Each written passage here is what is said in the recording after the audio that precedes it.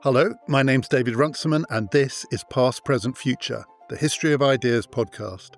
Today in Politics on Trial, the first of two episodes about the Moscow show trials, the Stalinist show trials. I'm talking to the historian of Russia, Edward Acton, about what are possibly the most flagrantly, the most fraudulently political trials of them all. We're going to be exploring why they happened, how they happened, and what they led to, including what great works of literature. Before we start my conversation with Edward Acton, we thought it might be helpful just to give a little bit of context, because we're going to be talking about three trials which happened over 3 years between 1936 and 1938, and it can be quite hard to distinguish between them, not least because they have such both distinctive but also bizarre names. So I just wanted to talk about the three different trials.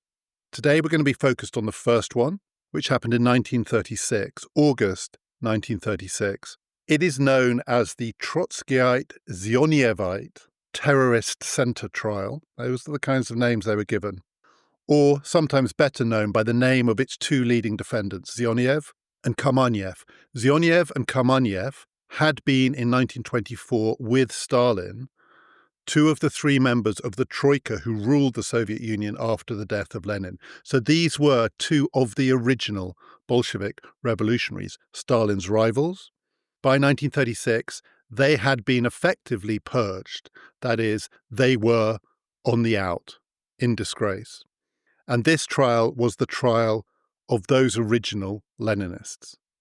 The second trial, in January 1937, was called, again, these are the kind of names they were given, the Anti-Soviet Trotskyist Center Trial, or, named after the two leading defendants, though there were 17 in total, the Piatok-Radek trial. The second trial was not of people who had already been excluded from the party, who were already on the out. This was a trial of people who had been the previous year running the Soviet Union alongside Stalin. The purge by this point had moved to the people who were close to the center. The third trial, in March 1938, was called the Anti-Soviet Bloc of Rightists and Trotskyites trial. All of them, the only word they have in common in their title, is Trotsky or Trotskyite. It was also known by the name of its most famous defendant, Bukharin. And in the second of these two episodes, which will be available tomorrow on PPF Plus, so if you would like to listen to it, you will need to subscribe to PPF Plus. We are going to be focusing on the case of Bukharin. Today, we're going to be focusing on that first trial. Why did it happen? How did it happen? What did it lead to? The other bit of context that might be useful up front. These trials overlap with, but they do not coincide with, the event that is sometimes called the Great Purge or the Great Terror or simply the Terror.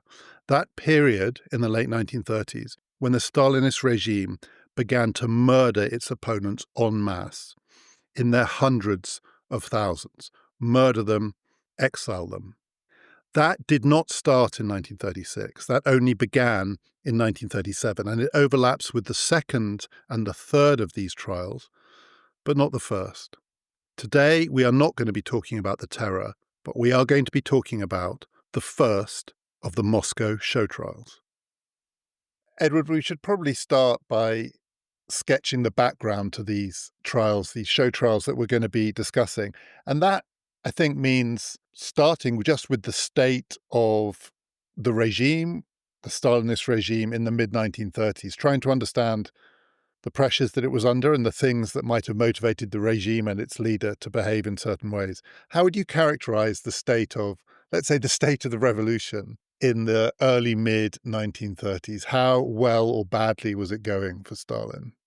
Well, if we reach to 1934, when our story in some ways begins, there's a moment where the regime thinks we've got through the worst. We have collectivized brutally and at appalling cost to the agricultural economy. Peasants hated it. But we've done it, and now we control at what price we take the grain and export an awful lot of it. And there's been a massive movement of peasants from the villages into the cities, urbanization on a scale that at that stage had never been seen in history. So disruption of a kind that really does compare to wartime in many a country, and falling living standards also almost of warlike proportions, because there was huge investment, and initially all that was being built, dams and factories and railway lines, were useless while they were half built, producing nothing, and all the people building them had to be provided for, and all that required a great deal of import, which could only be paid for by exporting grain, hence terrible hunger, famine in Kazakhstan and above all in Ukraine, and disruption of a kind that was very hard to be sure for the regime how it was going. But by 1934, it felt like the worst was over. At the beginning of that year, there was a party congress, which was known as the Congress of Victors, because it was thought we've done it, and we're pretty well all loyal Stalinists. We've got a great leader, and things are looking much better than they were. Not great, there are a great many problems, and the foreign setting has deteriorated a lot. Hitler's come to power. Hitler and Mussolini and others are treating communist parties increasingly as a direct threat and suppressing them. And there's a sort of general unease that the Western powers might do something to the Soviet Union again. So I want to ask you a bit more about the international context, but that period of brutal repression, the collectivization period, out of which the regime may have emerged intact in 1934, did it involve purges as well? So we're going to be talking about the period sometimes called the Great Purge, where the focus of the repressive elements of the regime was at the top. I mean, it was a clear out at the top. In the great collectivization period, were they so busy concentrating on these mass movements of people, this vast disruption socially and economically, that in a way they didn't have time for, or the need for, or even the incentive for the kind of paranoid purges at the top that we're going to be talking about? Or did those two things go hand in hand? Was there purging as well in the early 30s? Well, at the sort of most traumatic period, 29 to 31, there is a kind of a purge. There's a head-on clash between rather more moderate and extremely militant Bolsheviks, imagining the birth of socialism in a way that will totally replace bourgeois culture of all kinds. And that did lead to the sacking or the purge from the party of many an intellectual, and a good many, not huge in number, but some prominent leaders were sidelined. There were literal purges of the party in terms of checking party membership was authentic. But in terms of mass terror, you have the very modest figure of 20,000 executions in the worst year. It's huge, but this country is vast, and you do the proportions, and it's at least comparable to some other horrendous regimes. What we're going to see later in the decade is of a completely different order. As you say, one thing that changed in 1933 is Hitler came to power, and that did create, it's not paranoia, it's entirely understandable fear on the part of the Stalinist regime that the enemies outside of the country may be gathering against them, may be working against them. But in the trials that we're going to be talking about, where there is a lot of emphasis on the thought that the defendants were working for fascist regimes, it's always the idea that fascism and Trotskyism somehow go together, feed off each other, are actually part of the giant international conspiracy. This is a big part of the argument in the show trials. Before we get to the show trials, so say up to 1934, was there any basis for that, evidence for that, any sense in which, before the trials themselves, there were signs that these two different kinds of enemies of the regime were working together outside the Soviet Union? No, I think none. Trotsky was very, very clear about his attitude to fascism, and no doubt fascists would have been about theirs towards Trotsky. But it'd be such anathema to the far left that, no, absolutely out of the question. But, and I think we'll come back to it, from the Soviet point of view, given that this is the vanguard of the world turning socialist, any kind of enemy. They may be left, they may be right, they all amount to counter-revolutionary, because to be anti-Soviet is to be counter-revolutionary, however you define yourself. And therefore, they are part of a very widespread hostility to this wonderful thing that is being built. 1934, as you say, is in a way the start of this story because of an event that took place in that year, which becomes the pretext, essentially, for the first of these trials and the first of these purges. And it's the assassination of a leading Bolshevik, one of the leading figures from the revolution, and then a dominant figure in Leningrad, I believe, Kirov. How did the assassination of Kirov start this chain of events that's going to result in the show trials?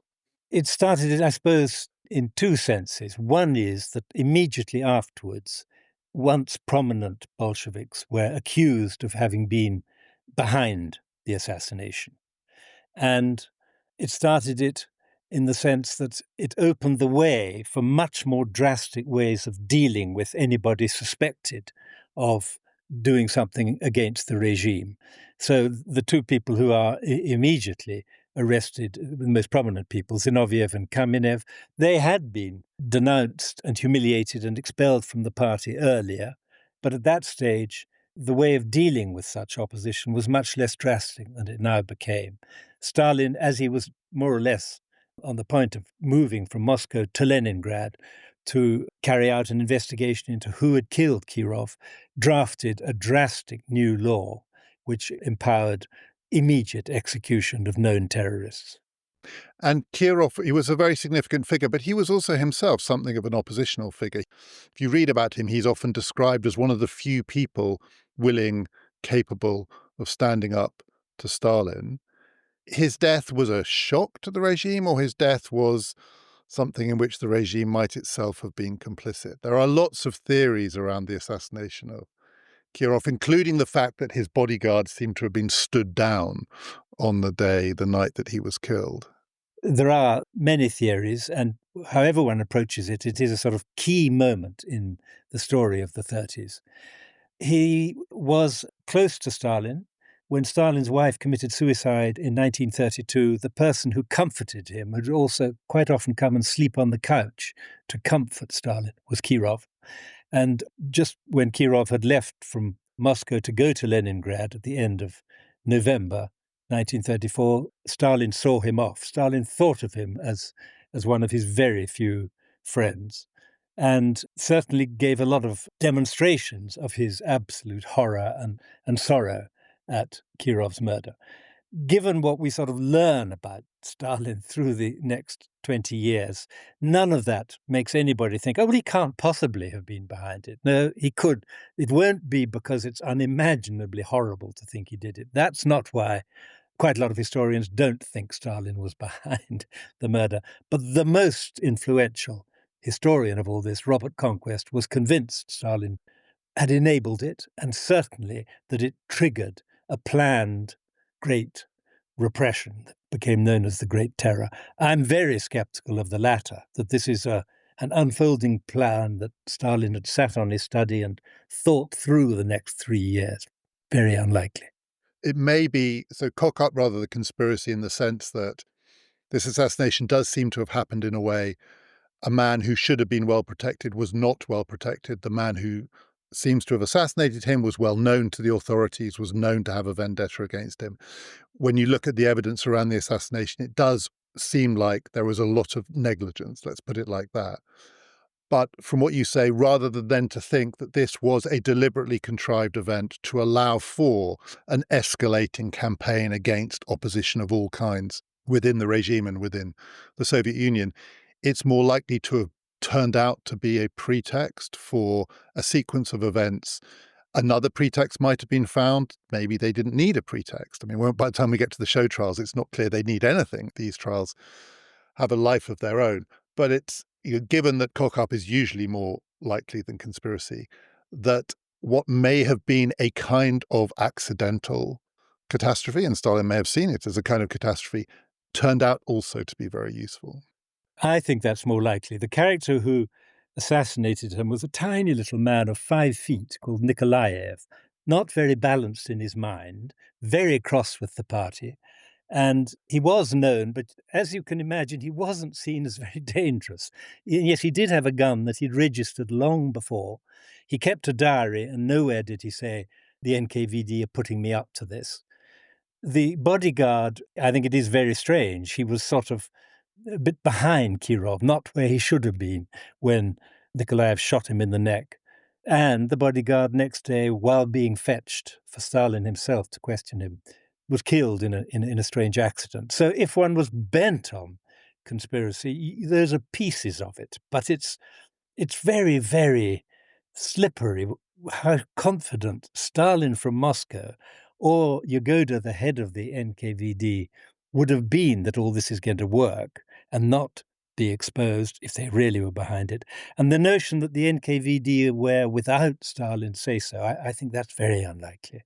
And as often with these kinds of conspiracy theories, there does seem to be a cover-up afterwards, but the cover-up doesn't prove the conspiracy in the sense that the NKVD agents most closely involved were lightly reprimanded after the event. And then in 1937, they were liquidated. And it seems likely to me anyway that they were liquidated in 1937, not because they were about to spill the beans, but because by that point, no one really wanted to go back to this story and interrogate it in any way. And as part of a great purge, these people are collateral damage too. It's not the pure conspiracy theory version would be these were the people who knew the real story. To start with, they were treated with kid gloves.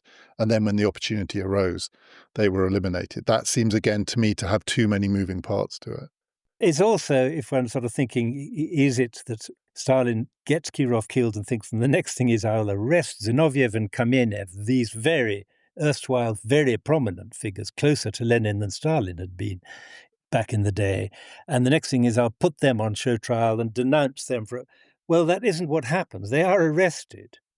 They are accused of being, in some sense, behind the murder of Kirov. They deny that, but in the end, they accept that in some way they're morally responsible because of being critical. And they're imprisoned in mid-35, long before the show trials.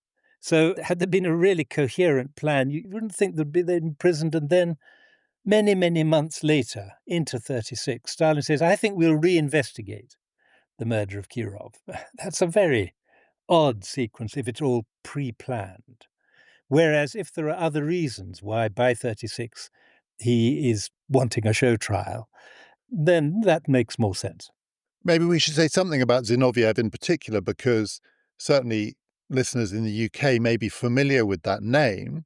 It's a name that looms large in British political history because of something that he actually didn't write, a forged letter known as the Zinoviev letter that purported to come from him on behalf of the Comintern, encouraging the British Communist Party to take advantage of a Labour victory in the 1924 general election to basically sow the seeds of revolution. It was all a tabloid forgery, but the Zinoviev letter still haunts the Labour Party to this day. And it is that guy, that is who we're talking about here. So 1924, a very senior, significant figure in the Bolshevik party, in the regime, before Stalin has created something called Stalinism and taken over. What is Zinoviev's story then over this whole period? As you said, he was closer in many ways to Lenin than even Stalin was.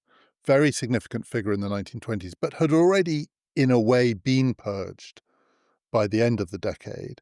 So what was his status in 1935? Was he still a hero of the revolution in the ideas of people? Was this a big deal that Zinoviev might be behind all of this?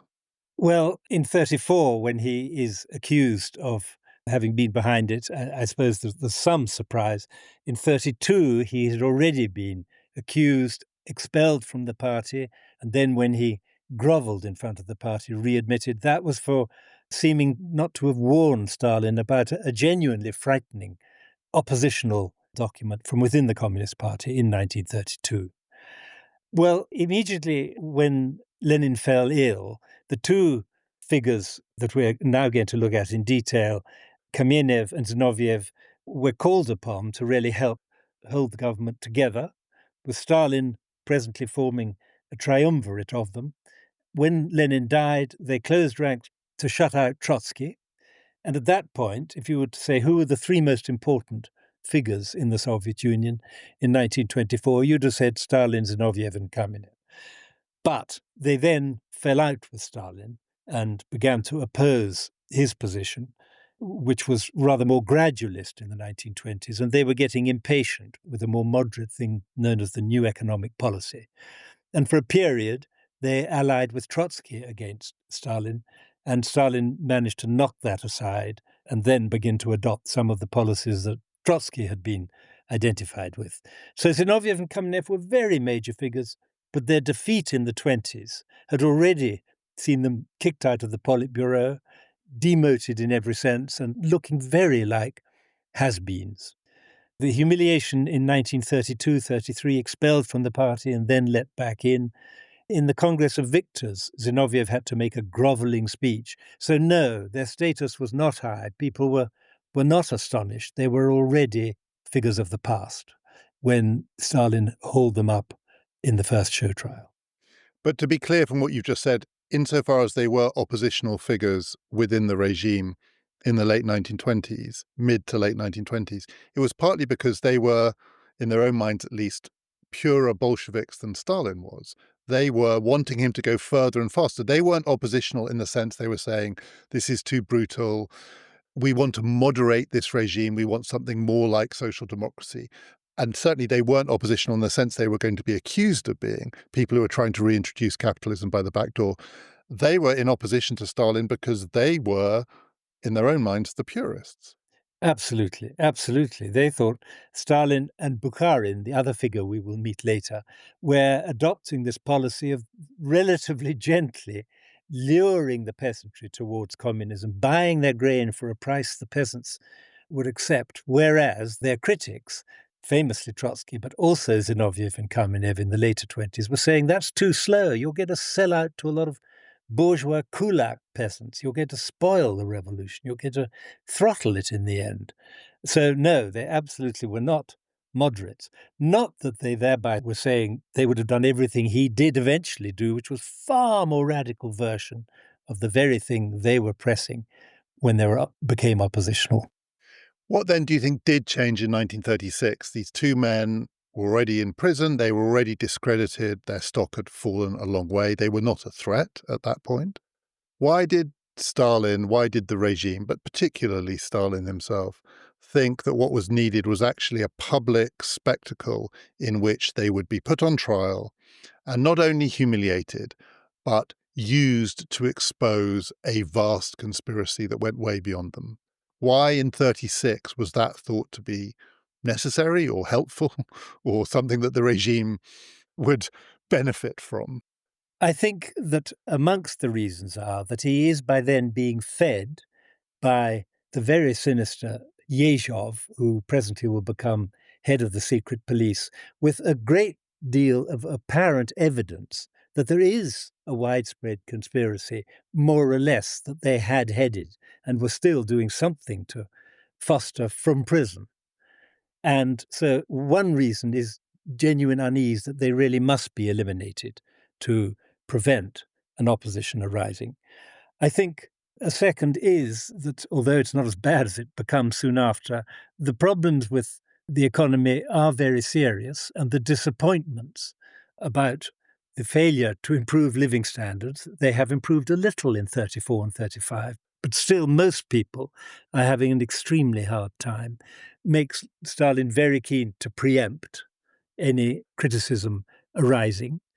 I think that it's still a sort of secondary feature of the accusation that they are working, in some sense, in collusion with foreign enemies, does reflect deteriorations in the international situation during 1936. I think his wish to use show trials, to use a public forum with foreign press as well as observers from the embassies, was driven by the need to communicate, to bring out to people across the country that there really is a danger from hidden enemies. And the effect on other Bolsheviks within the party and other senior figures is he thinks, very salutary. Everybody, senior figures now know nobody can risk speaking out of line. So I think it has a very disciplining effect on senior party figures. And I think one needs to bring home how hard it is to communicate. This country has 130 languages. It stretches across 11 time zones, wraps around nearly half the globe. Communicating is hard.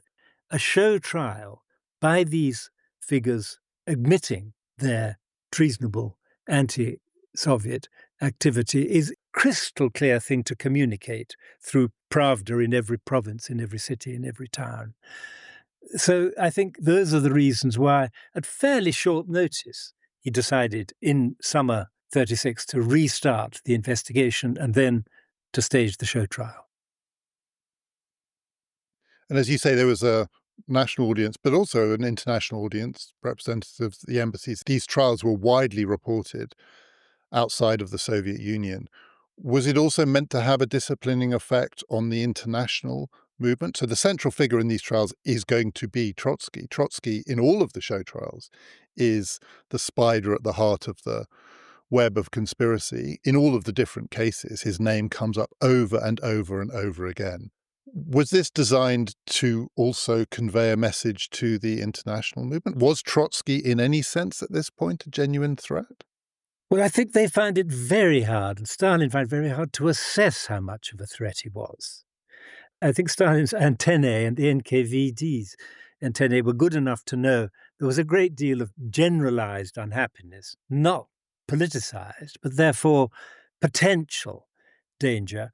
He hated the fact that Trotsky's whole approach was to say, I'm the true Leninist. So a great deal of Stalin's language Trotsky used, but leading to a different conclusion. And that meant that there was still the danger that within the party, there would be people who thought Stalin's leading us astray, and the figure who's warned us is across the sea in Norway and then later in Mexico. So I think there was genuine fear, and it is of Trotsky. That is who Stalin thinks is the really dangerous figure. His prestige, his articulacy, his international profile. Undoubtedly, an important part of the audience are foreign communists. They are from the start very important part. Disciplining them, making them heed anything that is coming from Moscow is very important, because that's where Trotsky's trying very hard to exert influence. And foreign governments more generally, though it's a little harder to be crystal clear what conclusion he hopes they will draw in 1936, foreign governments. This evidence that there is a plot against the Soviet regime is not exactly enhancing the Soviet Union as a potential ally. And one of the questions with these trials, in many ways, for people reading about them, it is the question, which is, did they really think that people would be convinced that this evidence was genuine rather than it was itself the result of coercion and conspiracy? Because, as you said, the NKVD had presented evidence to Stalin that there was a plot against him. This evidence then formed the basis of the evidence that was presented in the trials. But if you read the transcripts of the trials, they are very long. These events went on for many, many days. Each of the defendants, I think in the first of the trials, the Zinoviev trial, there were 17 co-defendants. Each of them has their turn on the stand.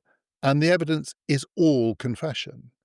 There was almost nothing else. And the confessions were thought to corroborate each other because each set of confessions implicated the others. And so eventually, over the course of the trial, what you are presented with is the evidence for a network of conspiracy against the regime confirmed by each of the defendants.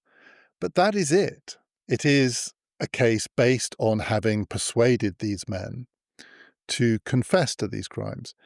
And no one at that time was in any doubt about the kinds of techniques that could be used to extract whatever the regime wanted from people. I mean, there's still some, I think, questions then and now about exactly how and why all of these men were persuaded to sign their own death warrants in this way. And were they, for instance, threatened not just with torture themselves, but with the torture and killing of members of their family and so on, told that the best thing they could do was to go along with this for the sake of others, not just for themselves.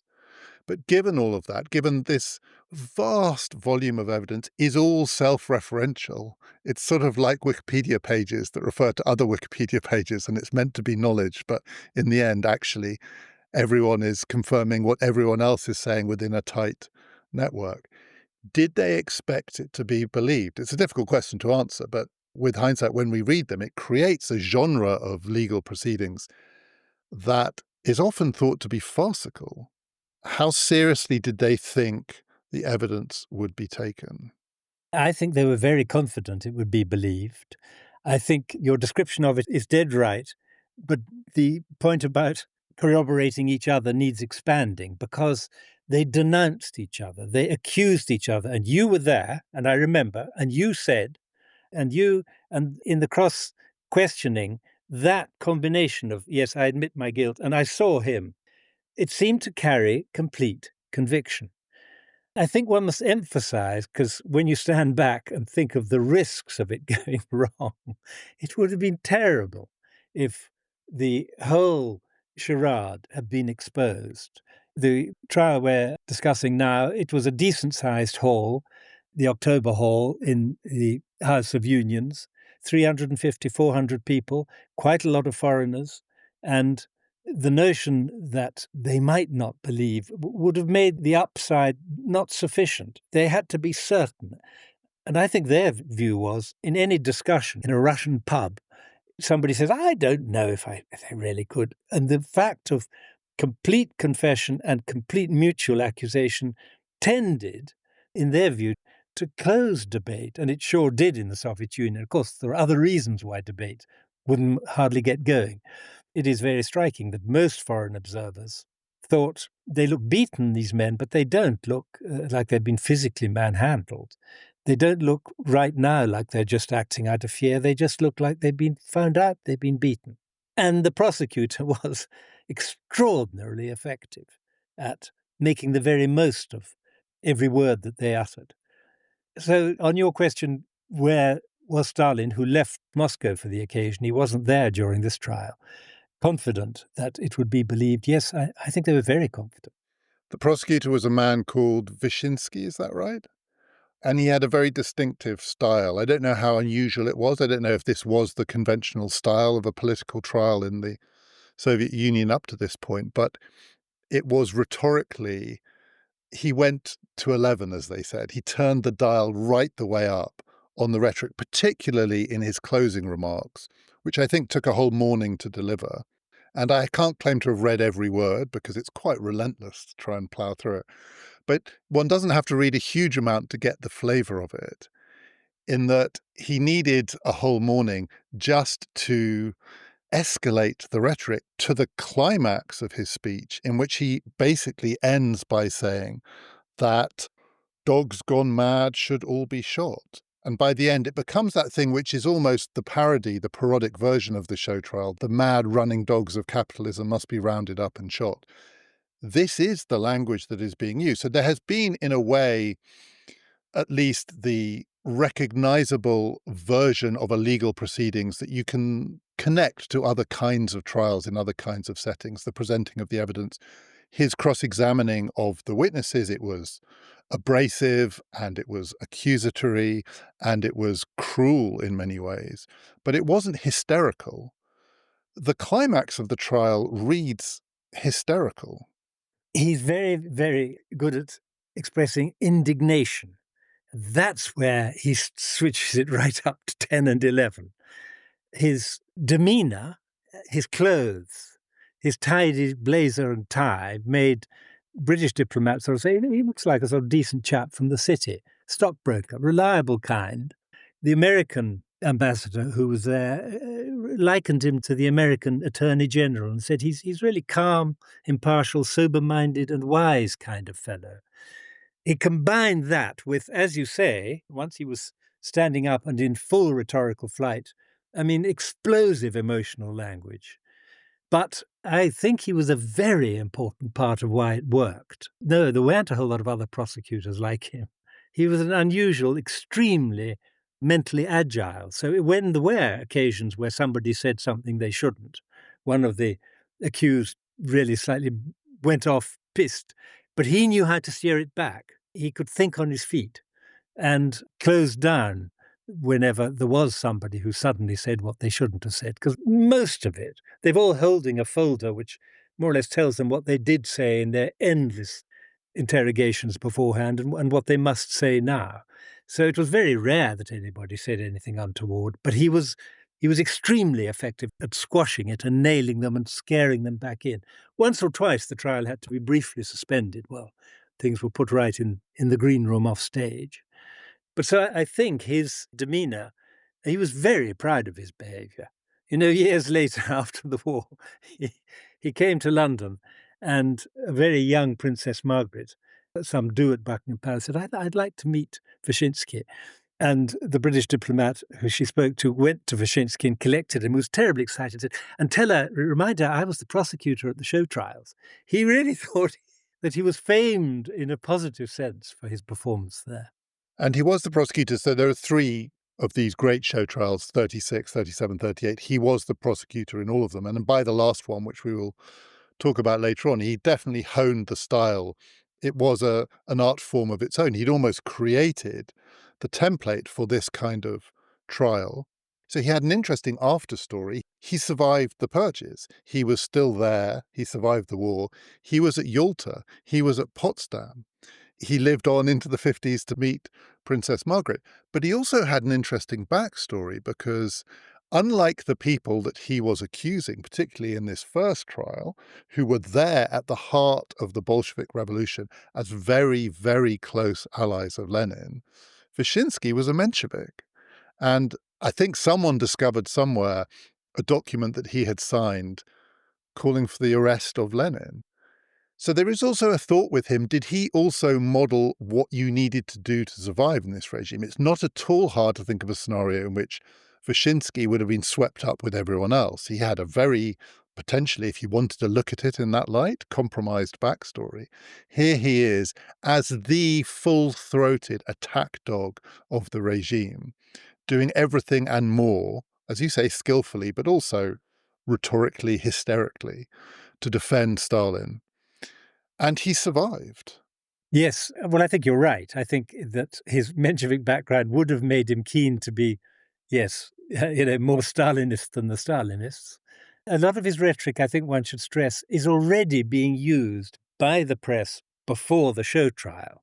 It is known there's going to be the trial, and already there are demands from the press denouncing these mad dogs, these vile vermin, that they be executed.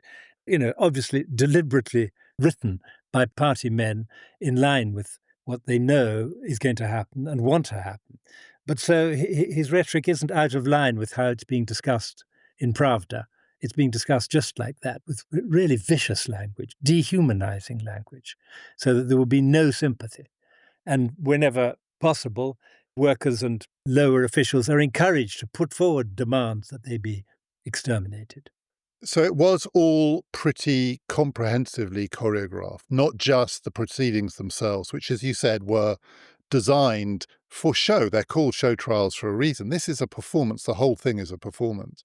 But it was also choreographed across the propaganda piece, as it were. This was an event that was designed to feed into a narrative that would have lots and lots of different strands to it in the way that it was communicated, and that it would, the story, the message would last. It was something that could be used. The regime could come back to it.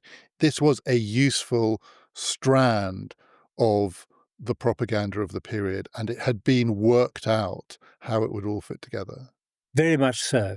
And one of the sort of continuities you can see is that in this first trial, you get Zinoviev and Kamenev implicating figures who are then promptly, investigations into them begin straight after. So that there really is a very direct link between the three trials, and the nature of the threat that the trials are uncovering is, I think, quite deliberately chosen and develops across the three trials. So in this one, the main accusation is determination to assassinate Stalin and other key leaders. It said that Stalin crossed Molotov's name off the list of key leaders threatened, just to sort of make Molotov uneasy about why his name had been crossed off. And there is a grounds for being suspicious, even of people who had seemed to have very sound revolutionary backgrounds. So you're creating an atmosphere of sort of mutual unease, mutual suspicion, and demonstrating Stalin's effectiveness in uncovering and dealing with any threat to the great Soviet creation. As you say, the main charge against them was an extension of the Kirov assassination. These people were assassins. They were in the business of bumping off the leaders of the revolution, and that Stalin's life was under threat. But it also fed into, and it became more pronounced in the later trials, as we'll discuss, but it fed into a much wider narrative in which, in all of the trials, three things had to be put together.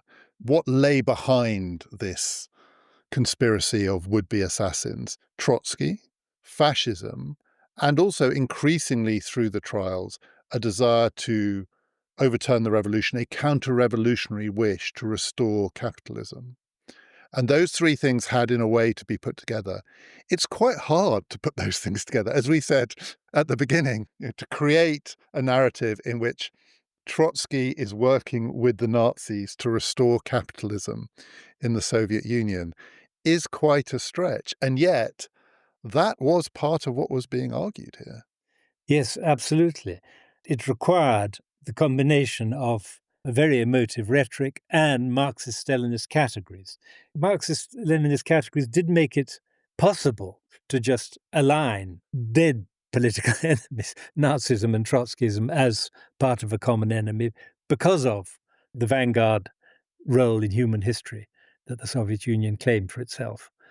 But without the show trials, I think the regime was finding it harder to make sort of more subtle points and get them spread across the country. So you might say, but in some ways these are very subtle. Well, I don't know if subtle is the right word about combining different enemies. It's more crude. It's extremely crude from a perspective outside to treat Trotskyists and fascists as if they are likely to be closing ranks.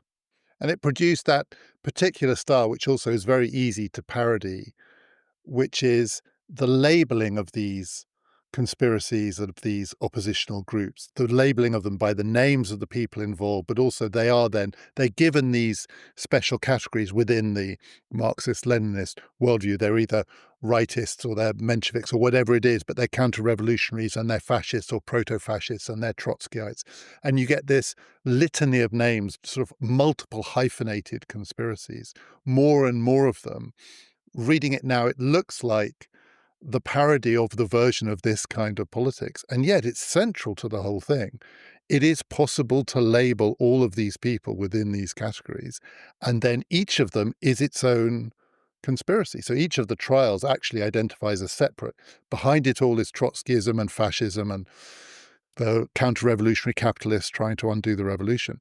But these are quite niche conspiracies with their own names, their own individuals, and their own labels. It's this weird combination of the broad brush and the very, very specific.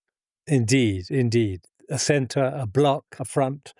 But the word Trotsky there, almost always, and certainly in each of these three, they're all Trotskyite.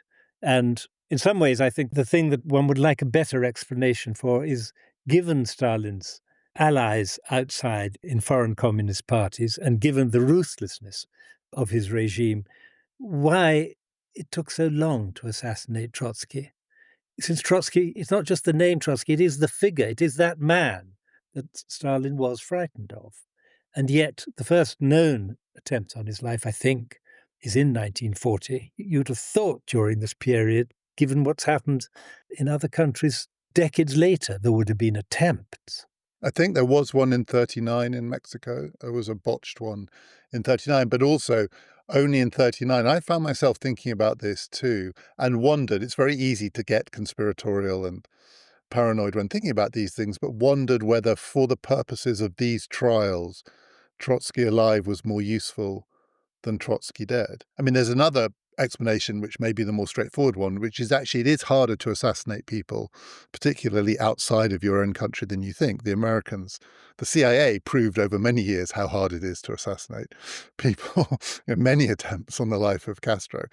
But it feels to me, at least, possibly like once the show trials strategy had been embarked on, to take out Trotsky at that point might have destabilized it. Well, it's an interesting thought, but I think that where the fear completely manufactured was Stalin not really at all anxious about any rival version of Leninism, but he wants some nice label and he reaches for Trotsky, then it would be more persuasive. But I think there is more genuine concern that this character does have a root and a history in the revolution that, if things got very, very difficult, might actually be seized upon by other Bolsheviks as a way of turning away from Stalin's path. So I agree. I mean, one wants some explanation, and it is much harder and very hard then to go assassinating Trotsky abroad. But there were a number of killings abroad during the 30s. So it leaves one a little unsatisfied. We're going to talk about the 1938 trial Bukharin and a lot of the discussion, which may be in the background of people's minds as they listen to this. A lot of the writing and commentary on these trials turns on questions of psychology and how the defendants were persuaded to play their part in this. And they did all play their part. And as you say, there were some minor deviations, but no one went massively off script. No one suddenly denounced the regime from the dock or thought that I'll say this, but when I have my chance, I will scream the opposite. Nobody did that. And the question of how that was done, was it brute force? Was it coercion? Was it torture?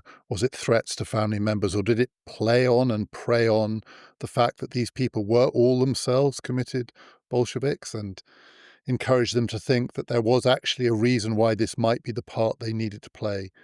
We will talk about that in relation to the 1938 trial.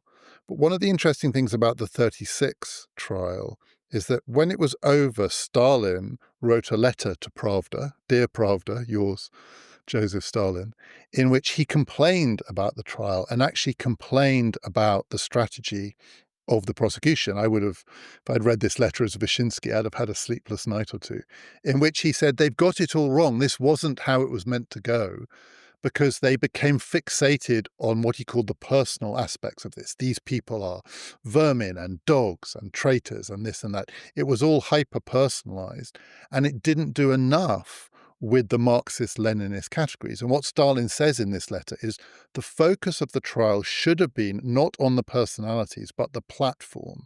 And by the platform, he meant that what Lenin had shown was that anyone who went down the road of oppositional behavior within the regime would end up advocating for the return of capitalism, that there was a path of opposition, which in the end does go the whole way to that vast Trotskyite fascist capitalist conspiracy.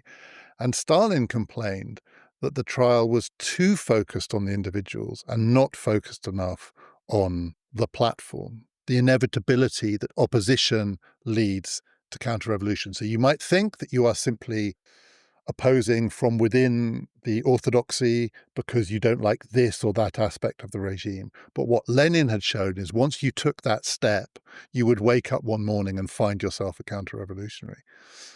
It's impossible to know what Stalin is doing with all of these kind of mind games, as they say in football management circles. How should we read that letter, do you think? Well, I agree. I think we can't be sure. I think it's sort of elements of it a classic Stalin. He has been overseeing this case. Vyshinsky has run everything past him. If he'd wanted more about a platform, they'd have generated a platform. But I think it occurs to him as it unfolds. Maybe we should have made rather more of the fact that they are fundamentally aiming at something that is counter-revolutionary and not so much, as you say, about the personalities and about assassination, more about the political meaning, just as he says in that letter, does he not, personify the victory of socialism, collectivization, industrialization. They personify the overturn of all these wonderful things. I think this is what I really think happened, is this began to clarify in Stalin's mind as the trial ended. We should have done more of that. And of course, he does begin to blame himself. But it also, I think, is becoming clearer to him that on these grounds, there will be much more we can do with this than we've already done with these characters, because any kind of criticism from current leaders, and the second trial is of people who, during this trial, are in post, running things, running heavy industry.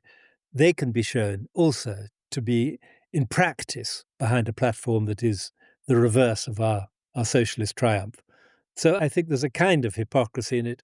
And I also think he's beginning to put together some of the elements that soon after the end of the show trials will form the short course in the history of the party, which pulls together a completely new account of everything that happened since the revolution in line with the trials and exposes these characters as enemies from the beginning. And there he makes, the short course makes endless use of precisely the platform. And we should say that to this point in the story, the show trial of 1936, we are not yet in the era of mass purge, mass execution, killing on a scale that made that 20,000 figure you cited at the beginning, which on one level is an enormous and monstrous amount, seem paltry relative to what was to come. What was to come came after this, the first show trial, not before. Yes, in both 1936 and 1939, the number of recorded NKVD executions is below 2,000. The figure in between is over 300,000 in each of the two intervening years. So we are entering an entirely different cataclysmic 2-year period.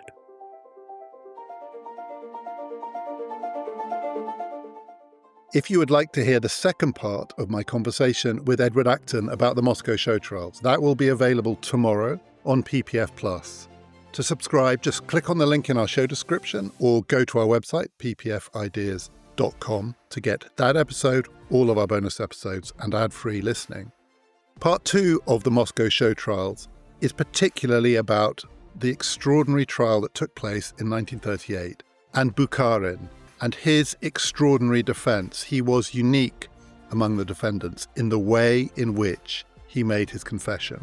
We're talking about that. We're also talking about Koestler's Darkness at Noon, Orwell's 1984 and Animal Farm, each in their different ways inspired by these trials.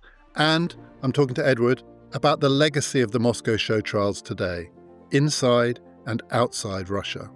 Next time in our regular slot in Politics on Trial, I will be talking to the historian of France, Julian Jackson, about another truly extraordinary trial. It took place in the summer of 1945. It was the trial of Marshal Pétain, charged with treason. Do join us for that. This has been Past, Present, Future.